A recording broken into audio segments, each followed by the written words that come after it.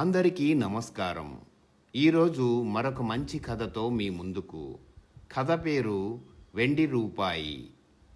రచన కీర్తిశేషులు శ్రీ గొల్లపూడి మారుతీరావు గారు. ఇక కథలోకి వెళదామా? వెన్నెల వెండి రూపాయిలాగా కనిపించింది అప్పలకొండకి.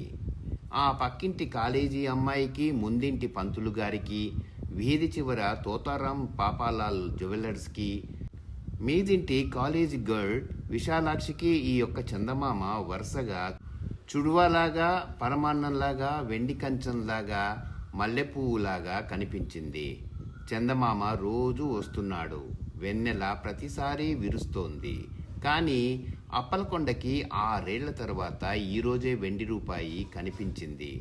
పంజాబీ అమ్మాయి భర్త నీఫా నుంచి చైనా వారితో హోరాహోరీ పోరాడి ఆ రోజే ఇంటికి వచ్చాడు.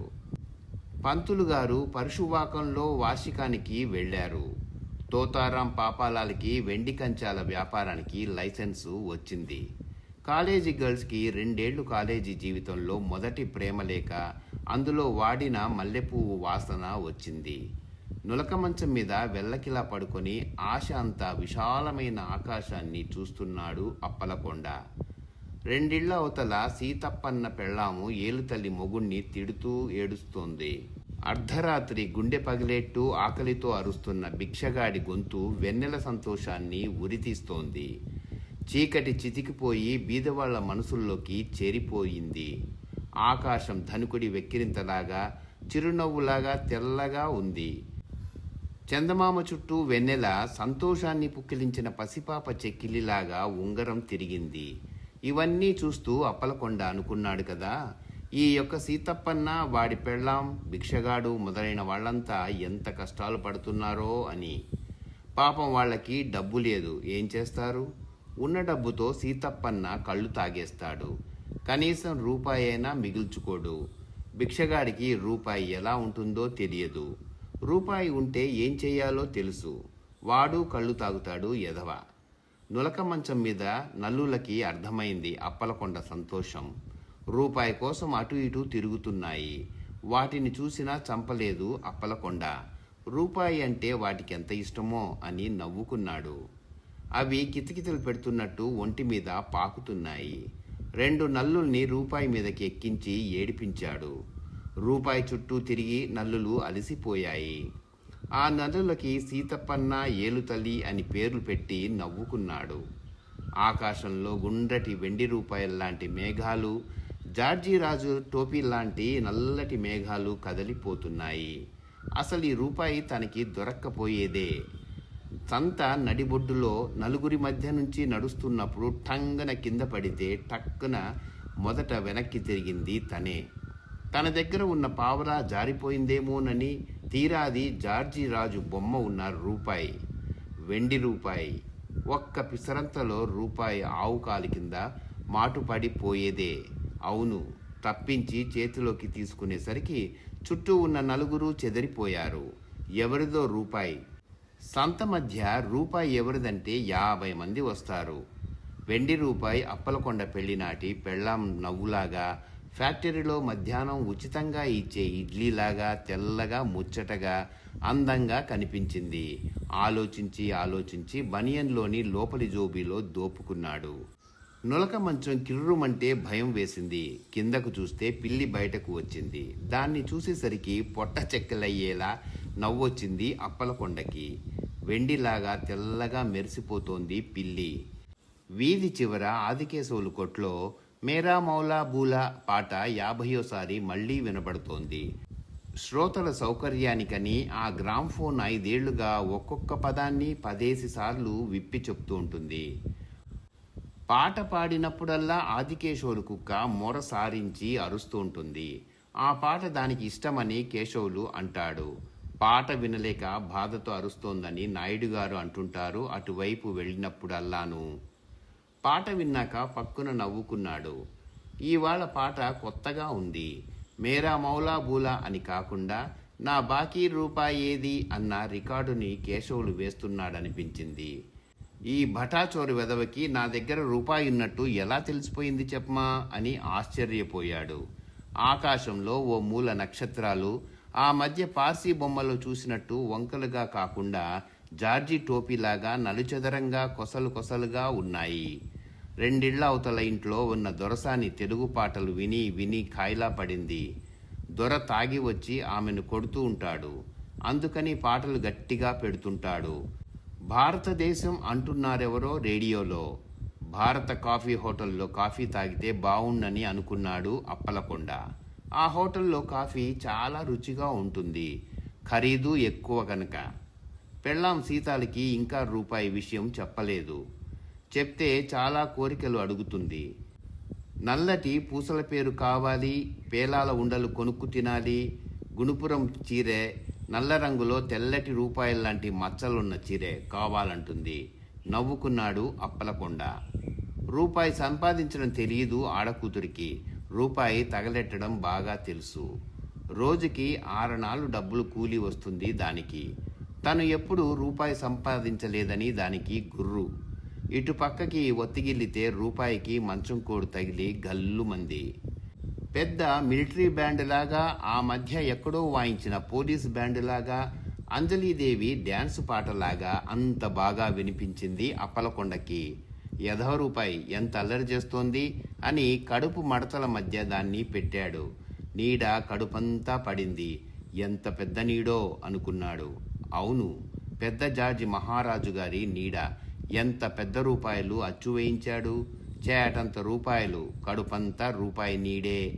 మళ్ళీ కేశవులు బాకీ పాట వినిపిస్తోంది. వాడి పెళ్ళాం కళ్ళు తాగి వచ్చి తిడుతోంది కేశవుల్ని. ఆడనంజా కూతురివి, తాగేసి నోటికొచ్చినట్టు నన్ను తిడతావేటే అని బ్రతిమాలుకుంటున్నాడు వాడు. పెళ్ళానికి రోజు రూపాయి కావాలి, దాని కొడుకు చుట్టలకి రూపాయి కావాలి, ఇంట్లో వంట గంటరా చేయడానికి 1 రూపాయి. రూపాయి చుట్టూ ప్రపంచకం చుట్టేసుకుపోయింది అనుకున్నాడు అప్పలకొండ. యధవ రూపాయి, ఎంతసేపు దీన్ని గడించడం అని గిర్రును తిప్పి కిందకు విసిరాడు. అది అలా తిరుగుతూ వెళ్ళి ఇసుకలో నిలబడింది. కితకితలు పెట్టినట్టు నవ్వుతూ చుట్టుకుపోయాడు అప్పలకొండ.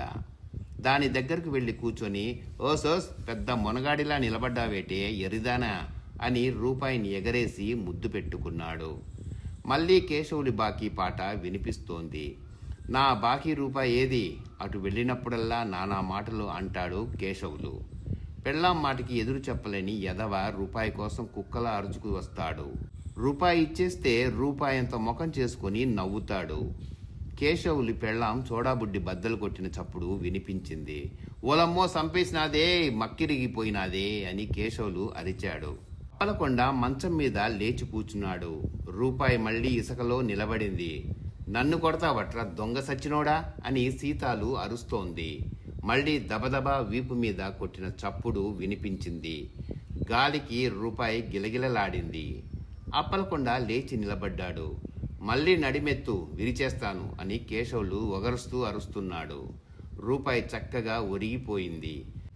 గబగబా అప్పలకొండ లాల్చీ తీసుకొని వీపు మీద ఉన్న కన్నంలోకి పొరపాటున తలదూర్చాడు. తన పొరపాటికి రూపాయి నవ్వినట్టు అనిపించింది ఆ వెన్నెల వెలుగులో. సంపేసినాడు అని సీతాలు ఒకటే గోల పెట్టి ఏడుస్తోంది. నా బాకీ రూపాయి ఏది? పాటని కేశవులు ఆపలేదు. 10 మంది 10 మాటలు అంటున్నారు. త్వరగా రూపాయి జోబులో వేసుకొని అక్కడికి వచ్చాడు అప్పలకొండ. సీతాలు నేల మీద పడి జుత్తు పీక్కొని ఏడుస్తోంది. కేశవులు రొప్పుతున్నాడు.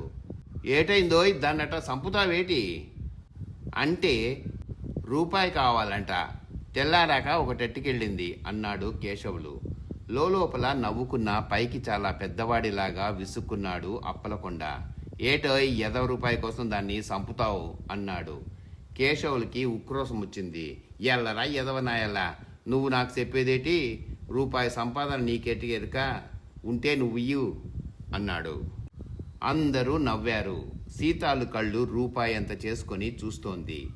కేశవుల మాటలకు చురచురా మండిపోయాడు అప్పలకొండ. ఆడేటిత్తాడు, రూపాయిని ఎప్పుడన్నా చూసి ఎడితేనా అని పోలిరాజు అన్నాడు సోడా తాగుతూ. ఇక ఆగలేకపోయాడు అప్పలకొండ. జోబిలోంచి రూపాయి తీసి గోటు మీద టంగన మోగించి సీతాల వైపు విసిరాడు. తీసుకుయల్లయ్యే ఎరిదానా, ఆడి చేత ఎందుకు దెబ్బలు తింటావు అన్నాడు. అక్కడ ఉన్న వాళ్ళంతా ఆశ్చర్యపోయారు. కేశవులు బాకీ పాట ఆపేసి ఒక్క క్షణం నిర్ఘాంతపోయాడు. అప్పలకొండకి కొండ ఎక్కినంత ధైర్యం, సత్తా వచ్చాయి. కేశవుల్ని కిల్లీ బట్టి వైపు తోసి, ఎలరా గాడిద ఎదవా, ఆడదాని మీద చెయ్యేసేసుకున్నందుకు సిగ్గులేదా ఏటి, రూపాయి అడిగితే రోడ్డు మీద తంతావా అని వరుసగా చీవాట్లు పెట్టాడు.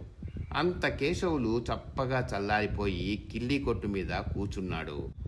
ఎప్పుడూ చొక్కా పట్టుకొని బూతులు తిడుతూ కసిరే కేశవుల్ని అప్పలకొండ రెక్క పట్టుకొని తిరగదోస్తే కిక్కురుమనకుండా వెళ్ళిపోయాడు. ఇక అందరి ముఖాలు చూడలేదు అప్పలకొండ. చెరచెర నడిచి వెనక్కి వచ్చేశాడు. మంచం మీద పడుకుంటే మంచం కిర్రుమంది. కడుపులో ఏదో కదులుతున్నట్టు ఆకలి ప్రారంభించింది. కళ్ళు మూసుకొని పడుకున్నాడు అప్పలకొండ. నల్లులు కటక్కున కరిచాయి. తుళ్ళిపడి లేచాడు. కేశవులి కొట్లోంచి మేరే మౌలా బౌలా పాట వినిపిస్తోంది. చందమామ వెలిసిపోయిన ముఖంలో వెక్కిరింతలాగా ఉన్నాడు. అప్పలకొండకి ఆకలి వేస్తోంది. చందమామ చపాతీలాగా, చెక్కిలంలాగా కనిపించాడు. నల్లులు కుడుతున్నాయి అప్పలకొండని. వెన్నెల వెండి రూపాయిలాగా లేదు అప్పలకొండకి.